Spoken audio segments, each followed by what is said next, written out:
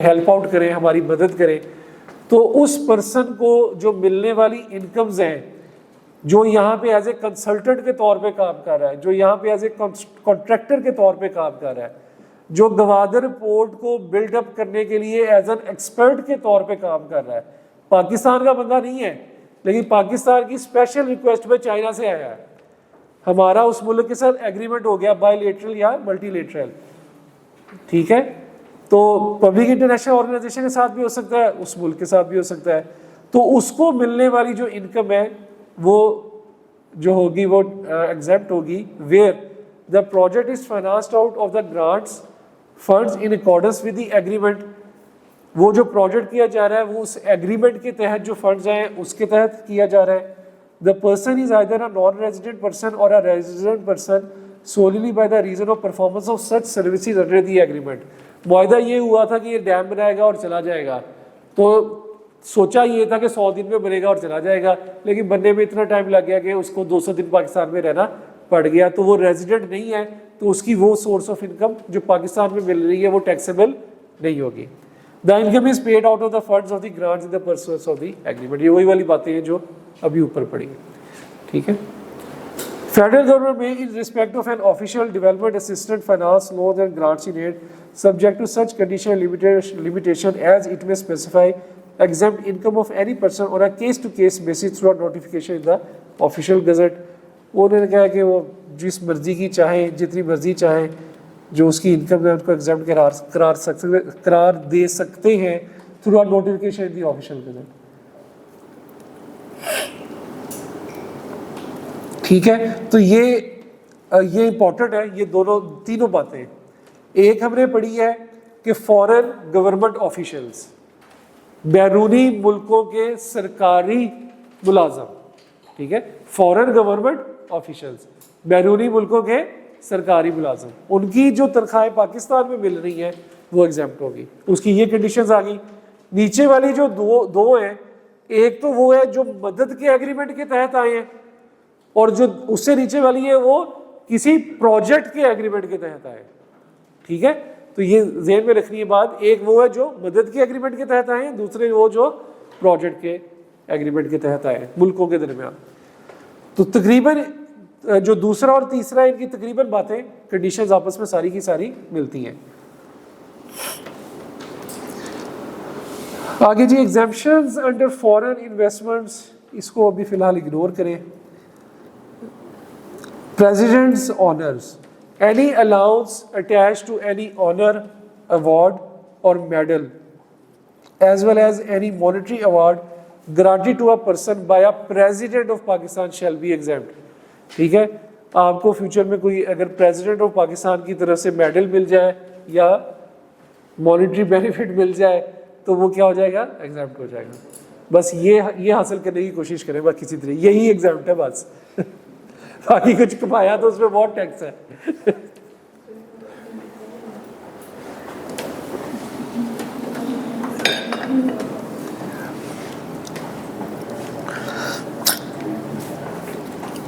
Profit on date, ये भी एक इंपॉर्टेंट टॉपिक है। Any profit received by a non resident, underline करें, प्रॉफिट किसको रिसीव हो रहा है, किसे रिसीव हो रहा है, नॉन रेजिडेंट को, on a security issued by a, ऐसी सिक्योरिटी पे जो इशू की है रेजिडेंट में, शैल बी एग्जेम्प्ट।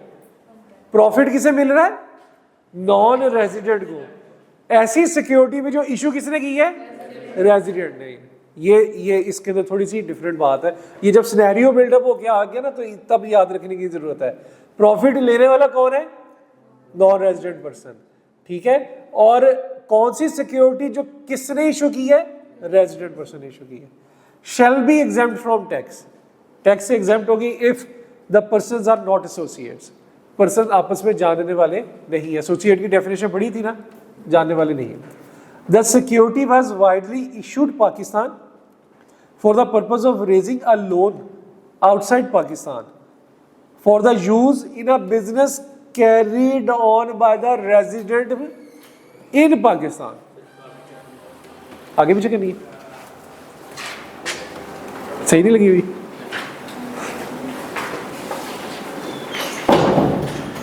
सिक्योरिटी इशू किधर हुई थी? पाकिस्तान से बाहर, for the purpose of raising a loan outside Pakistan, ताकि पाकिस्तान से बाहर लोन इकट्ठा किया जाए ऐसे बिजनेस के लिए जो कि बिजनेस कहां पे कैरी ऑन करना था? इन पाकिस्तान में रेजिडेंट बंदे हैं, ठीक है।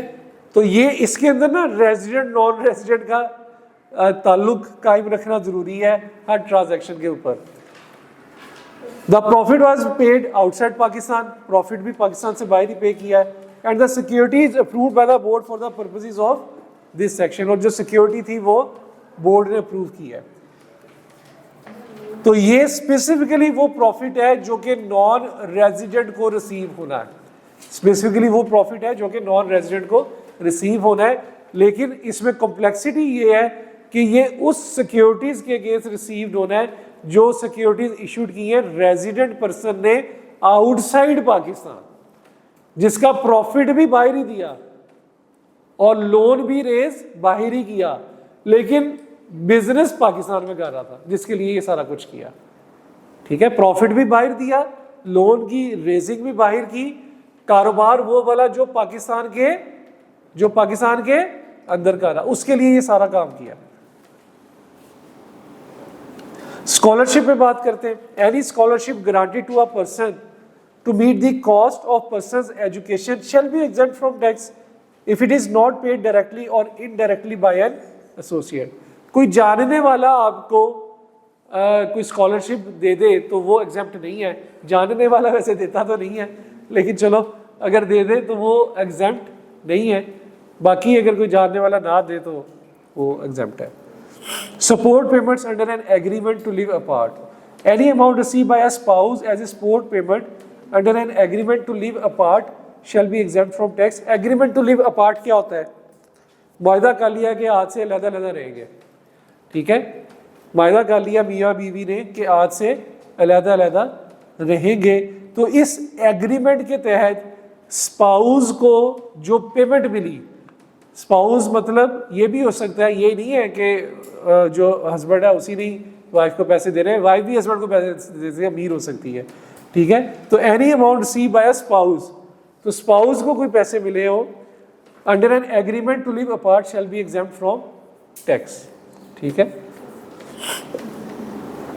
बस ये सारी चीज़ें थी जो हमारी एक रहती थी। ये इंपॉर्टेंट चीज़ें हैं, छोटे छोटे पॉइंट्स हैं, ये एक एक दो दो तीन तीन नंबर के वो पूछता है, ठीक है। तो ये दो दो तीन तीन नंबर के पूछ लेता है आई कैप, तो ये ज़रा आपने अपने जेहन में रखने हैं, ठीक है। चले एक न्यूमेरिकल करते हैं सॉल्व। बता देता हूँ इतना मायूस क्यों हो रहे हैं।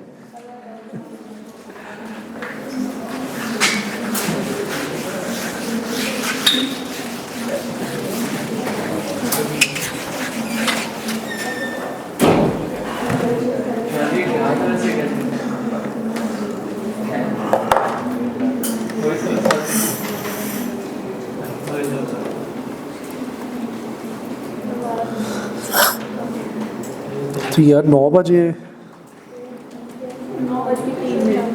इतना टाइम हो गया, किया कुछ भी नहीं है।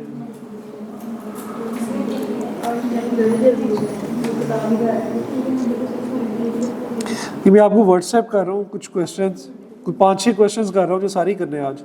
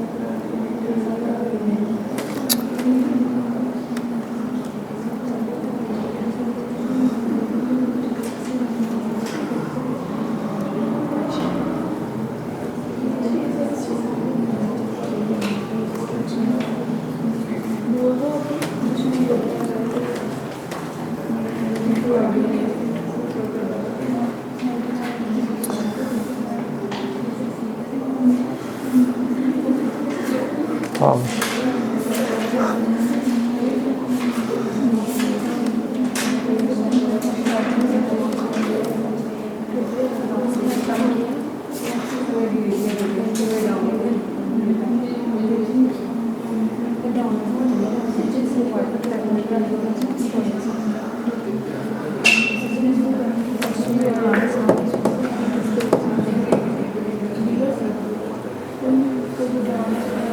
अभी प्रोसेसिंग कर रहा है ज़रा, अभी उठाया वो भी।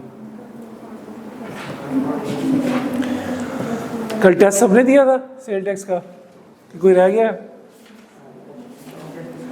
कोई हीरा रह गया हो गई? टेस्ट के नंबर पूछिएगा कितने पूछूंगा, नंबर है टेस्ट पास करो यार, मतलब कितने लोगों ने टेस्ट किए ये पूछिए। वो बताएगा, अभी उसने कहा था मैं देख लूँगा। कोडिंग मत करना।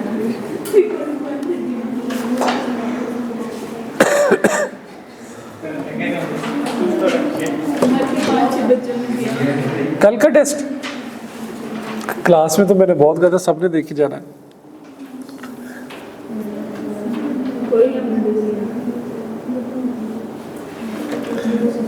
यार ये प्रोसेस नहीं हो रहा, पता नहीं क्या मसला है। ये इस बुक के अंदर है, खैर ज़रा इसी तरह तस्वीर भेज दें।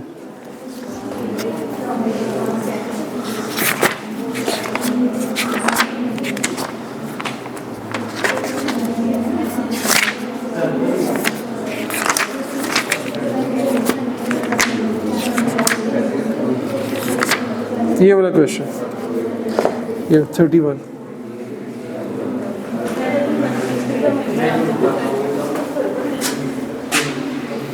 ये आपके पास ये है बुक, इस क्वेश्चन नंबर 13 नहीं, इसमें चैप्टर 18 है नहीं, ये तो अच्छा हाँ, ये पेज नंबर क्या है? हाँ ये वाला सवाल भेज दे। 406 बताया मेरे ख्याल से, ये वाला क्वेश्चन, ये वाला, ये ग्रुप में भेज दे जरा।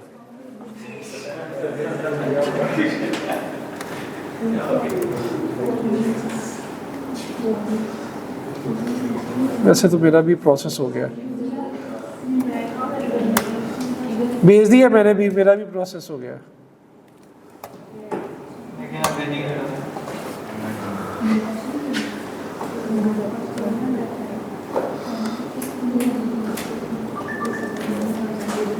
मिला? नहीं ना आया अभी तक, चेक करो यार। ऐसे मॉडर्न दौर में टेक्नोलॉजी अगर इतनी लेट है मेरे पास।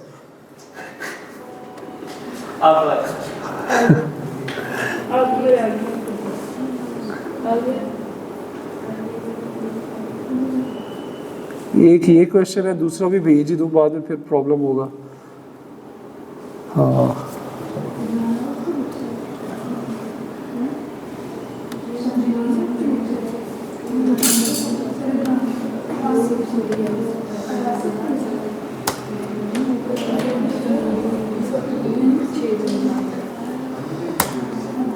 दूसरा भी भेज दिया है, तीसरा भी भेजने लगा हूं। कितने कराने आज? देखिए जितने भी हो गए। आप लोग 11:30 तक तो इधर ही है ना आज सारे? यार अभी क्लास नहीं है दूसरी? तो समझे अकाउंटिंग की क्लास जा रही है। अगर होती दूसरी क्लास तो आप लोग बैठे होते हैं। क्या हुआ? कौन? तो ये इतनी देर से मैं चुप बैठा हूँ, ब्रेक ही है आप लोगों की। 10 मिनट गुजर तो गए, किधर जाने दो।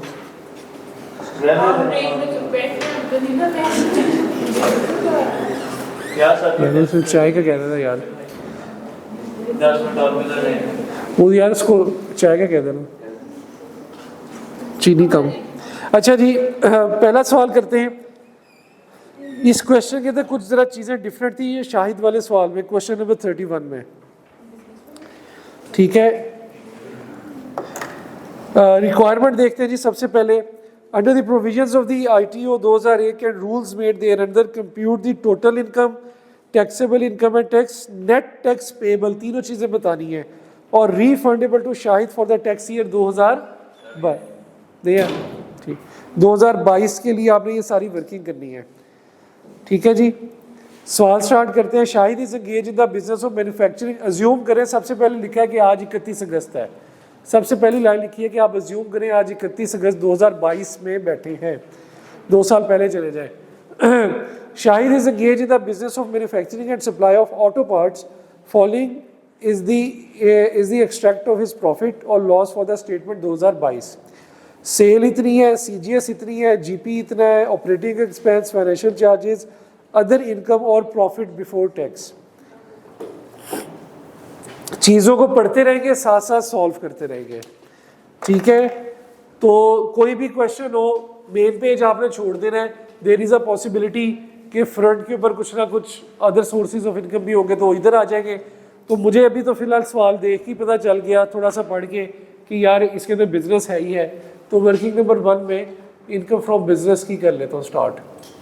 ठीक है, और इनकम फ्रॉम बिजनेस के लिए जो मैं स्टार्टिंग पॉइंट लेता हूँ, अगर तो डाटा रेवेन्यू से रिलेटेड हो और प्रॉफिट बिफोर टैक्स भी हो तो कोशिश करें प्रॉफिट बिफोर टैक्स से ही करें। हाँ, अगर डेटा ऐसा दिया है कि सिर्फ और सिर्फ रेवेन्यू से ही स्टार्ट हो रहा है तो फिर रेवेन्यू लेके स्टार्ट करें। मैंने आपको बताया था ना 2 तरीके हैं, प्रॉफिट बिफोर टैक्स से कर लें, उसमें खर्चे ऐड करते हैं और कुछ लेस करते हैं। अगर डाटा ही उसने ऐसा दिया कि प्रॉफिट बिफोर टैक्स है ही नहीं तो फिर रेवेन्यू को पकड़ के अलाउेबल खर्चे लेस कर दें, सिंपल एज दैट, और अलाउेबल इनकम ऐड कर दें। तो यहाँ पे प्रॉफिट बिफोर टैक्स ही दिया है तो इजी है प्रॉफिट बिफोर टैक्स।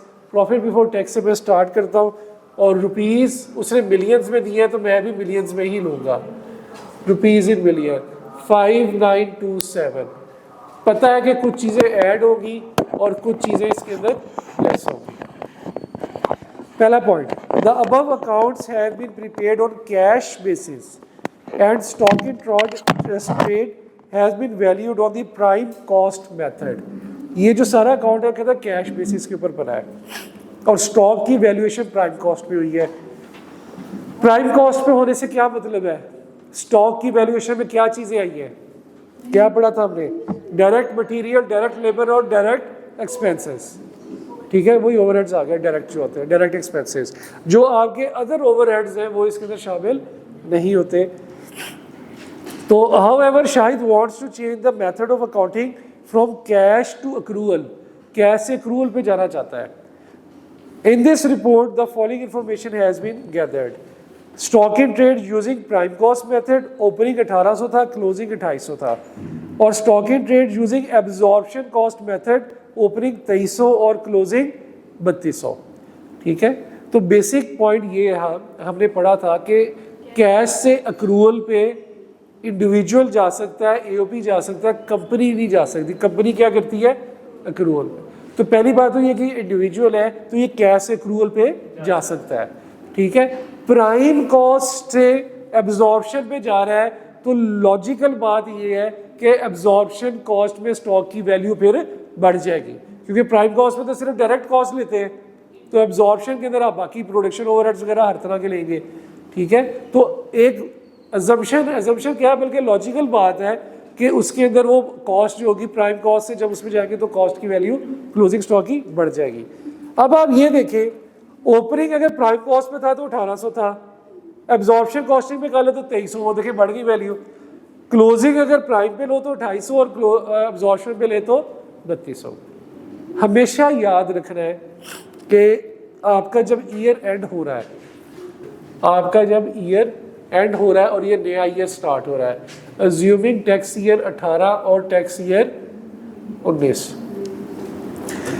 इधर जो स्टॉक पड़ा है, इधर ये 18 का क्लोजिंग है तो 19 का ओपनिंग होगा।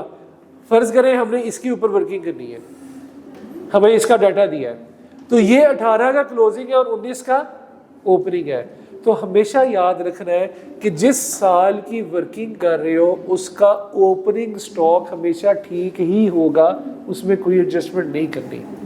जो भी एडजस्टमेंट करेंगे वो जो साल कर रहे हैं उसके क्लोजिंग में करेंगे।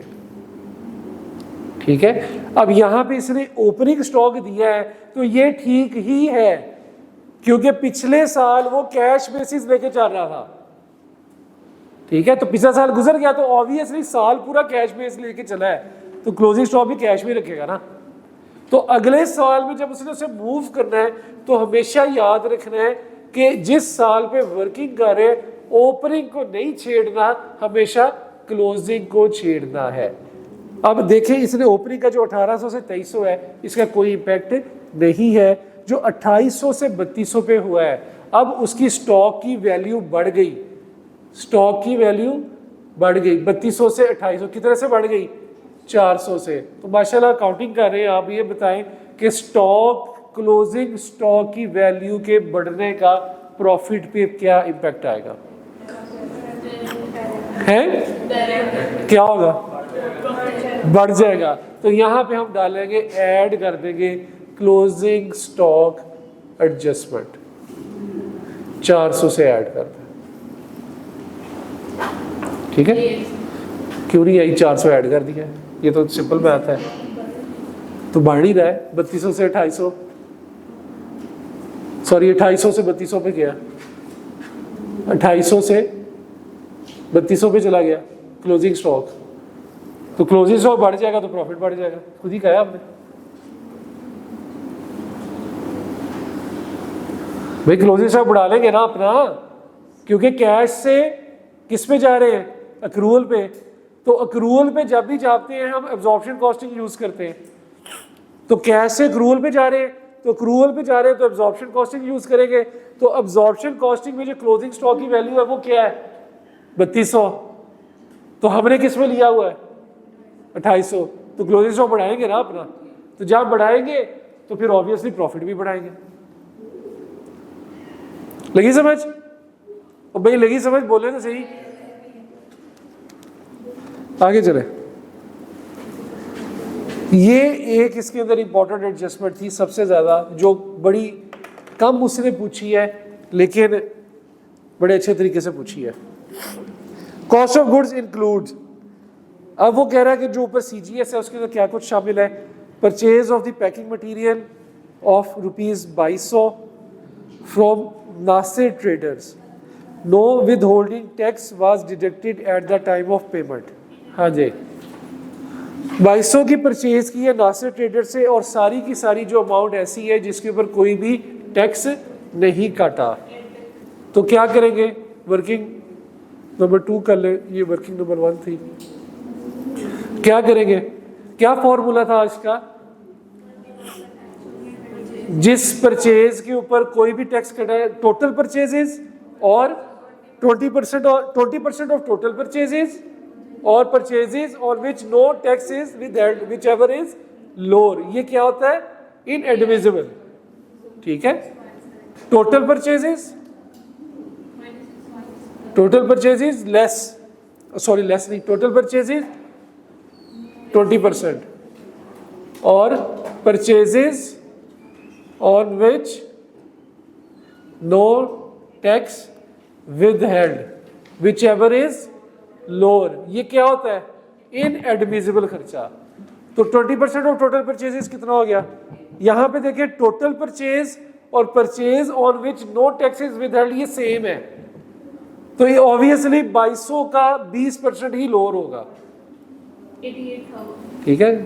2200 है ना, मैंने इसलिए ये क्वेश्चन दिया है कि उसमें और यहाँ की फिगर में फर्क है, ताकि कोई भी किसी की भी किस्म की कंफ्यूजन ना रहे, ठीक है। इसलिए मैंने क्वेश्चन अलहदा से आपको दिया है। तो 2200 जिसके ऊपर, इसको मिलियन में कर लेना, हम मिलियन में जा रहे हैं, 2.2 मिलियन हो गया ना, हमने मिलियंस में फिगर लिखी हुई है। ये ऊपर वाला भी मिलियन में ही था, 1000 में है, फिर ठीक है, हाँ सॉरी 2200 और ये भी फिर मैं 2200 और 2200 का 88 अकेला आ गया ना, 88 बनेगा, 88 क्यों बनेगा 440। तो ये जनाब आपने ये इनएडमिसिबल है, तो ये परचेजेस रॉ मटेरियल कितना आ गया 440 विच एवर इज लोअर, ये ऐड बैक कर दें। ये नॉट अलाउड था, ये ऐड बैक कर दें। ठीक है, ये तो नई चीज़ नहीं है यार, ये तो बड़ी पुरानी चीज़ें हैं, ये तो फौरन होनी चाहिए। अब फ्रेट चार्जेस है 2,85,000 के, जो कि कैश में पे कर दिए ट्रांसपोर्टिंग गुड्स ने, क्या करेंगे इसका? अलाउ ही है ना, फ्रेट चार्जेस 50,000 से तो ऊपर है, लेकिन मसला ये है कि वो फ्रेट है तो अलाउ है। तो हमने ऑलरेडी लेस में किया हुआ था, तो फ्रेट चार्जेस को हम ऑलरेडी लेस में ही रहने देंगे, कोई एंट्री नहीं करेंगे। ठीक है, ऑलरेडी लेस में ही रहने देंगे, कोई एंट्री नहीं करेंगे। ऑपरेटिंग एक्सपेंसेस के अंदर शाहिद के भाई को सैलरी दी है 80,000 per month, who handles administrative matters. क्या करूँ उसका? शाहिद के भाई को सैलरी दी है 80,000 की, क्या ये सैलरी कैश में दी है? क्या ये सैलरी कैश में दी है?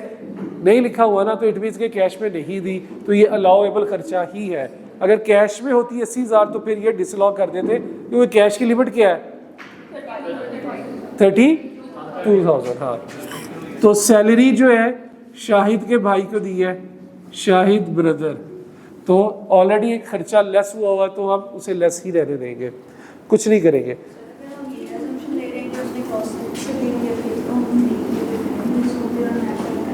हाँ जी, ऐड बैक कर देंगे,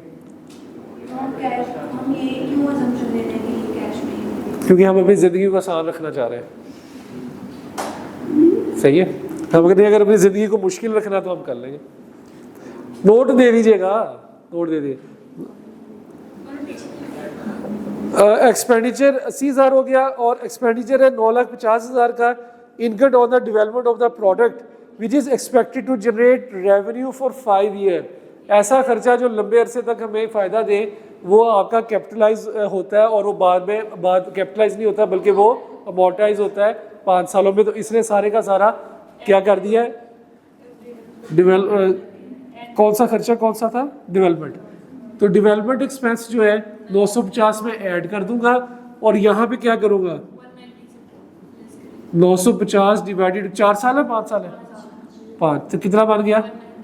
190 से लेस कर। ठीक है, ये आप लोग लिखने में टाइम ना लगाएं, आप लोग कॉन्सेप्ट्स देखें, इसका सोल्यूशन मैं आपको भेज दूंगा। ठीक है, कॉन्सेप्ट्स के ऊपर फोकस करें ज़रा।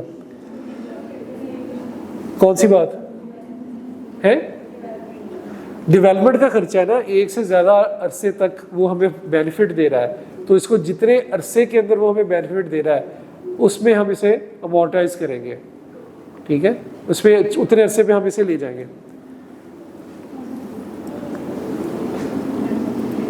प्रोडक्ट, ये एक तरह का प्री कमेंसमेंट खर्चा भी हो सकता है। आगे चलें। पेनल्टी थी 4,65,000 की, late filing of income tax return. हाँ जी, अलाउएबल खर्चा है, डिसअलाउएबल खर्चा है? डिसअलाउ है, तो क्या करूँगा? लेट फाइलिंग 465 ऐड बैक, 465 है ना जी। फाइनेंशियल चार्जेस जो ऊपर दिए गए हैं, जो ऊपर फाइनेंशियल चार्जेस दिए गए हैं, उसमें प्रॉफिट ऑन डेट शामिल है 4,50,000, जो कि फिक्स्ड डिपॉजिट अकाउंट के अंदर अर्न किया था। बैंक ने इनकम टैक्स काटा उसमें 45,000, और ज़कात काटी हुई है 93,750 अलहदा से। लेकिन मुझे एक बात बताएं, उसने लिखा है कि जो 450 रुपये है, ये 450 रुपये ऊपर फाइनेंशियल चार्जेस के अंदर शामिल है। पहली बात तो ये बताएं कि ये 450 रुपये है क्या? प्रॉफिट ऑन डेट, तो ये क्या है?